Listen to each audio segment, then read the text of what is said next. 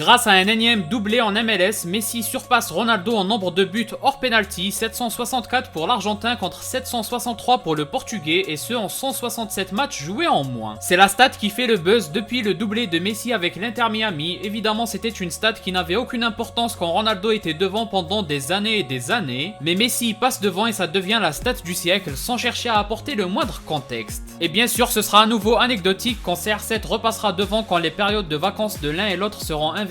Bref, il est temps d'apporter du contexte à cette stat pour lui donner du sens, sinon elle restera insignifiante. Ou plutôt trompeuse. Très rapidement, on va balayer la partie 167 matchs de moins. C'est tout simplement parce que CR7 a longtemps joué loin de la zone du but. La preuve, c'est si on considère ses stats à partir de la saison 2006-2007 uniquement. Hormis le nombre de matchs joués, le reste est négligeable. Quant à la partie sans penalty de la stat, il vaut mieux en rigoler. Être fan de Messi et ne pas prendre en considération cet aspect du jeu, autant lui retirer directement son statut de GOAT accordé par une majorité au moment où il gagne la Coupe du Monde 2022 en battant justement le record de penalty en une seule édition. Et pour l'argument massu, ça change tout de rejoindre un championnat de très faible niveau et se faire renforcer son équipe uniquement, tout ça à un âge où Ronaldo n'avait même pas encore entamé son retour à Manchester United. Sans oublier que la Saudi Pro League est aucunement comparable à la MLS ou encore le niveau d'El Nasser et de l'Inter Miami par rapport à leurs concurrences respectives. Donc pour moi, ça fausse complètement la comparaison. C'est un peu comme le palmarès international, on prend les accomplissements bruts en ne considérant plus la différence entre Argentine et Portugal par exemple.